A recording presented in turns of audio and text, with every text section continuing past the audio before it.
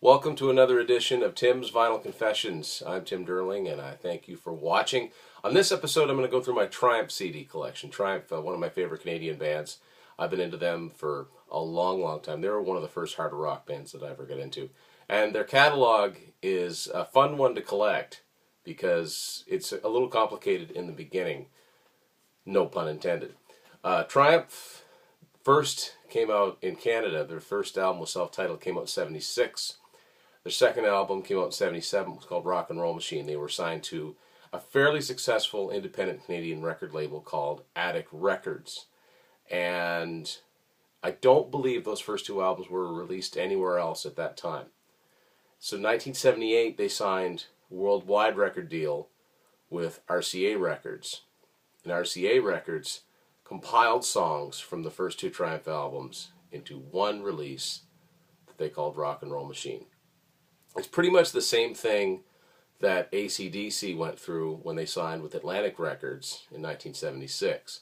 Their first two albums were called High Voltage and TNT. They became a single album with a lot of songs left over that was also called High Voltage. So it's very confusing. So I'm going to try to cut through and make some sense of the Triumph catalog. Now, the only reason I have the first two Triumph albums, the first actual Triumph albums on CD, is because in the mid-90s they regained their masters and were able to put out their catalog on their own label called TRC Records. So that's how this happened to be on CD. This is the first Triumph album with a different cover. It's the same logo that was used on the first album. They're calling this In the Beginning. It was originally self-titled, had a band photo on here that, might not have aged so well. So I'm guessing that's why they changed the cover. The most important thing is that all of the songs were restored. This is the back cover, and this is the back cover as it appeared on the original vinyl.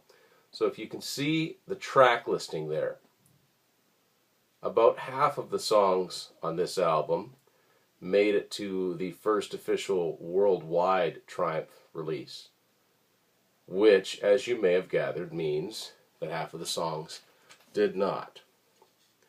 This is what the CD itself looked like. All of the reissues in this series had this on it. And if you take the CD out of the tray, it shows the other Triumph CDs on TRC Records.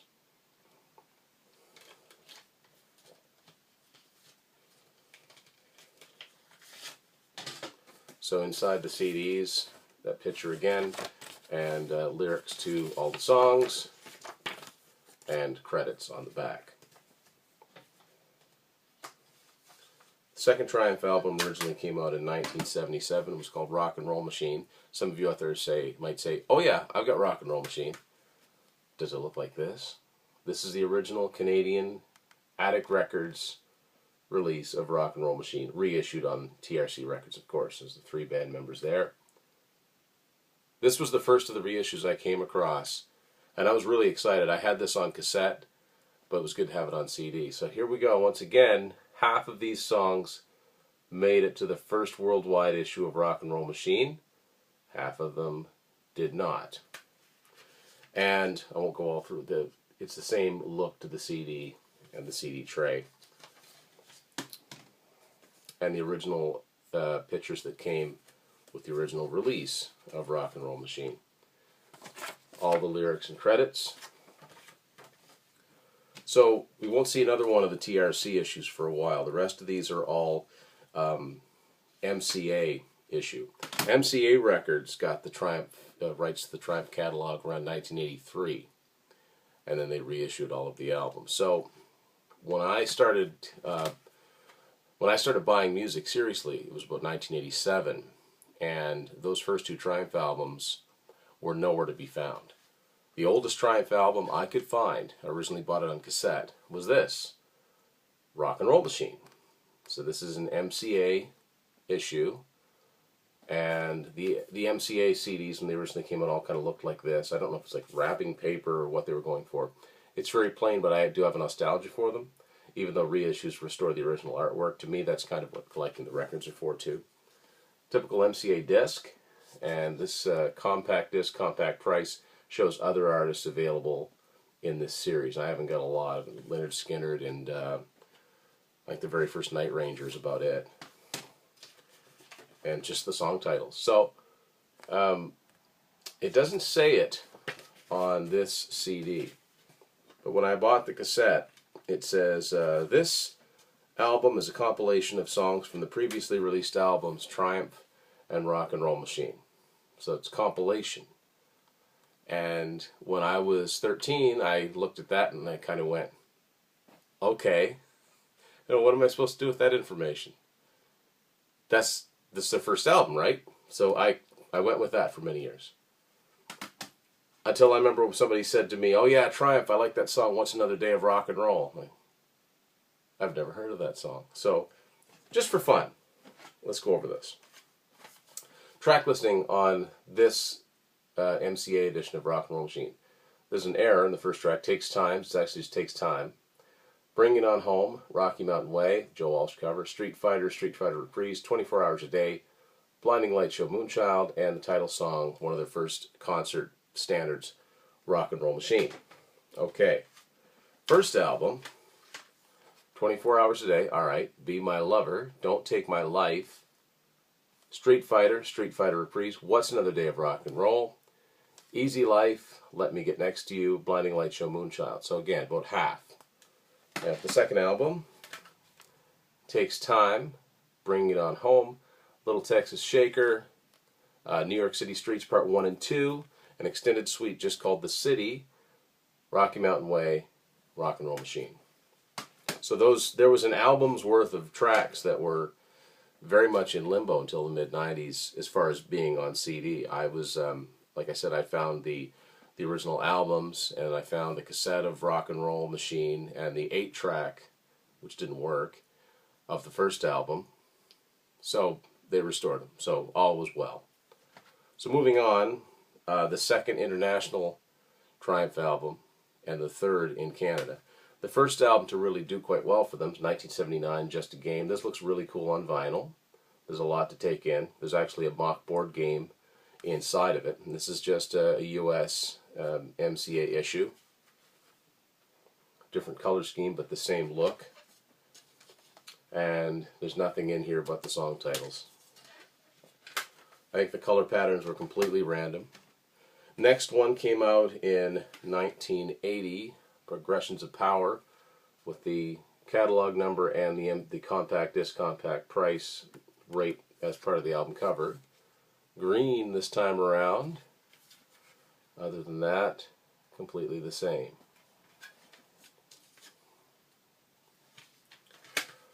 Next CD looks a little bit different. This was the most successful Triumph album. It came out in 1981, Allied Forces.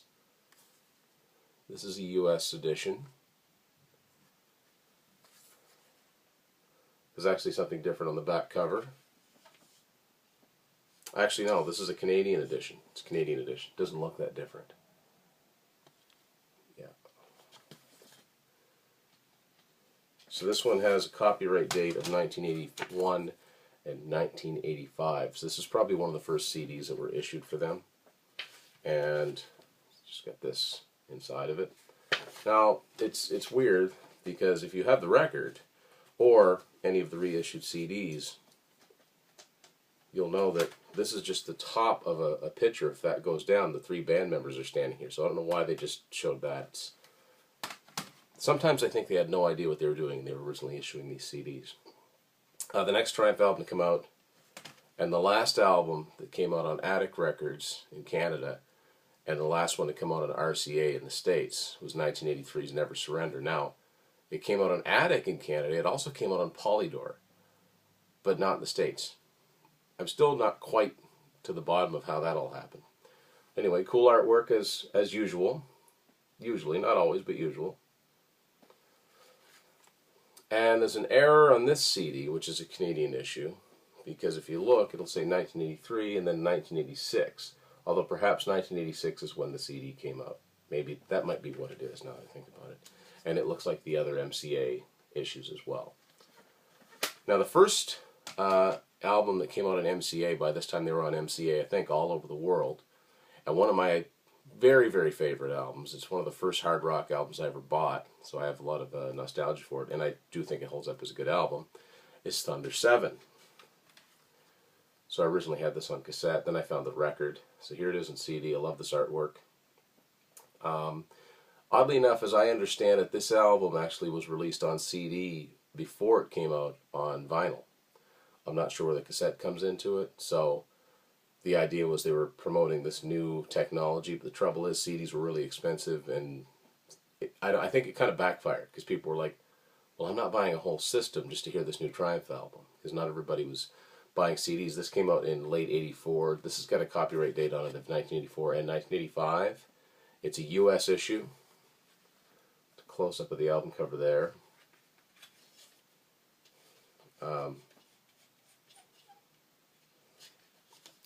There's the CD itself, and as you can see, it's got two copyright dates on it, 1984 and 1985. So at this point, when CDs were coming out, the CD didn't necessarily come out at the same time as records and cassettes. There was still a bit of a lag time.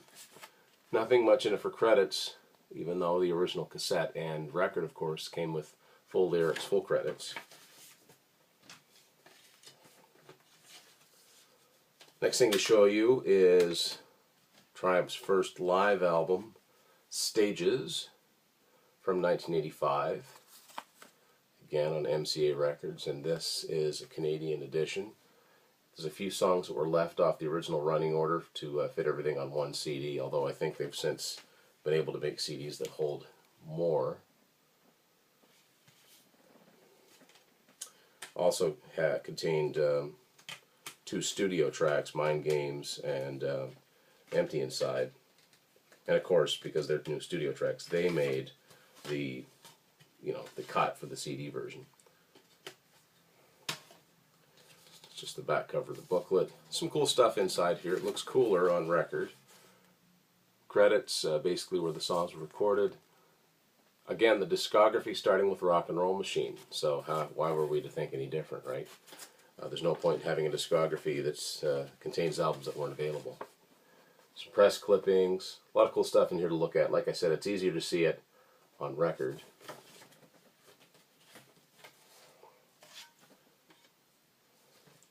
Now, Triumph were a band that did quite well as a touring act, and they had several gold albums, one platinum in the States, and they did very, very well in their native Canada. Their most successful single came out, possibly their least successful album. They were really being pushed by MCA for more commercial sound. Personally, I still think I like the album they came out with. This is A Sport of Kings from 1986. And this is a U.S. edition on MCA, although it doesn't say it on here anywhere, but I actually ordered this from Columbia House in Canada, and this is what I got. The CD looks like a typical MCA, but there's more in the CD itself. This is probably the first time that a new Triumph album came out on CD at the same time as it came out on all the other formats. It's got the same lyrics, credits, and photos that would have come with every other edition. And the last Triumph studio album to feature the original lineup was Surveillance from 1987. I originally had that on a Canadian MCA disc. It got scratched somehow, so I ended up replacing it with the TRC issue. So this is just to show you that they still look the same, not just those first two albums. This is the TRC version of the Surveillance album. All the same artwork, just using different... oddly enough, they kept the same MCA records, they just reprinted the back. So that doesn't look any different, which is kind of strange. And it doesn't have the back cover tray saying that the other issues were available. And this all looks completely different than the original, the way it was laid out inside the original CD and in the record and cassette. But all the credits and lyrics are intact. 1989, it was a record contract fulfiller, but a good compilation. Classics. And this came out in like May of '89. It's one of those things where pre-internet, I didn't know it existed, saw it in the record store, had to get it, even though there was nothing different on it. It's a good primer for anybody interested in getting into this band. If you listen to this and don't like any of the songs, there's no point in going any further. This has A World of Fantasy, which is not a big deal. It was a single from Never Surrender, but what's significant is that it was not on the record or cassette. Minimal on the artwork, but basically all that was required. Just each of the songs and where they came from. So to date, the very final Triumph album, studio album, came out in 1992. It's much maligned by a lot of fans. I actually like it. It's called Edge of Excess. Of course, Rick Emmett had left to do a solo career, so they got a guy named Phil X, which is a name that you probably recognize more now than people would have recognized back in 1992. And they put out this album, Edge of Excess. I have to look at the hype sticker that came on it. I used to do that if I could recover the hype sticker from the plastic. So Gil Moore, the drummer, sings all of the songs on here, because previously he and Rick Emmett would trade off the vocals. Just a solid hard rock album. Wasn't the right time for an album like this. The Canadian edition of this album came out on Virgin Records, but this came out on a label called Victory Records, which is distributed by Polygram. And the only other act I've got anything by them is the Talk album by Yes. There's the CD itself, and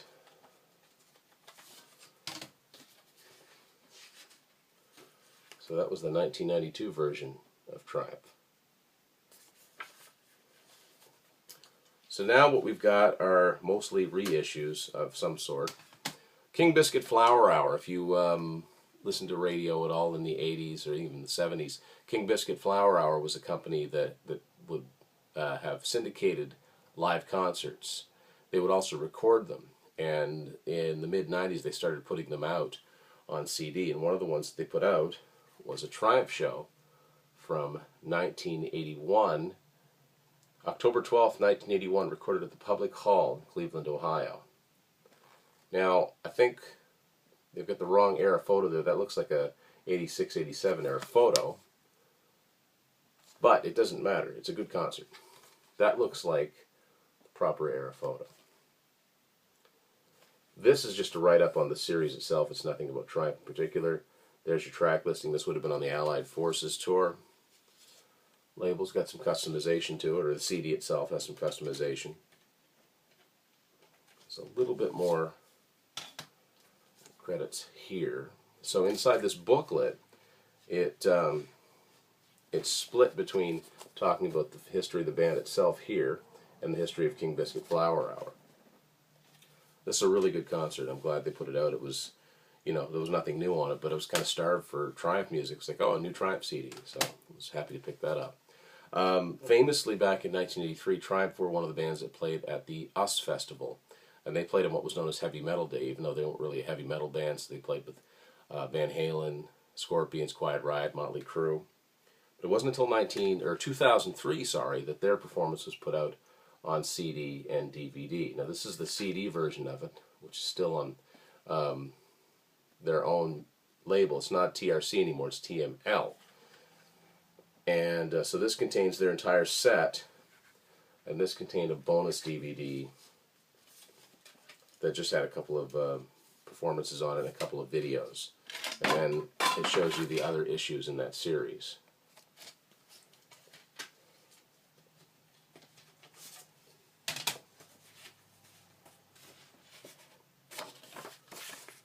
Someday I might actually get the actual DVD, the full performance of it. But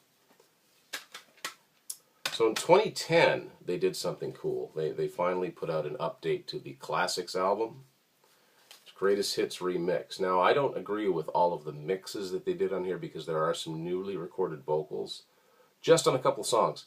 For the most part, the remixes are really cool and they sound good, and it's got a bonus DVD with not all of their videos on it, but a lot of the videos. And one thing that is on here that's different is that when they recorded Edge of Excess, they did a cover of Love Hurts, which is, I mean, Nazareth have the best known cover of it, but it was a cover when they did it, but Triumph did a version of it. It's okay, but it was different. It was something different to listen to. And a good compilation of their songs. So this is better than Classics if you want to get into this band. There's some cool stuff on the DVD too, including induction into the Hall of Fame, the Canadian Music Hall of Fame, which is a long time coming. And it also meant that Rick was back, you know, they were better on better terms. There's some pictures of it here. And there's an excellent write-up on the history of the group, and I learned a few things from reading this that I didn't know about Triumph and their history and all of that. What I thought was also good about this is that not on the CD, but on the videos, they actually do acknowledge the Phil X era, and they have the Child of the City video, which they usually just totally ignore that era. And so far, the most recent thing I've got from Triumph, in 2007, they did 2 different shows. They did one at Rocklahoma, which is a rock festival in Oklahoma, and they did one at the Sweden Rock Festival. Sweden Rock Festival was captured on CD and DVD, which was awesome. So this is the most recent Triumph there is. Good set list. Mostly, there's nothing newer than Never Surrender album era on it. And this also came out on their TML label. So the CD and DVD. And the credits, thick booklet. Oddly enough, it's got the lyrics to all the songs in it. There's a little taste of what it looked like live. It would have been cool. I would have loved to have seen Triumph in concert, but I think the closest I'm going to see would be maybe catching Rick Evan on a solo gig, which I'd be okay with that too. So Triumph, great hard rock band if you've never checked them out. They were fairly successful in the U.S., so I don't think I need to educate a lot of people about them. It's not like some of my favorite Canadian bands that didn't quite break. I mean, Triumph had, their moments, and they did sell a lot of albums there too. So that's my Triumph CD collection. Curious to see if anybody out there has anything different. Thanks for watching Tim's Final Confessions.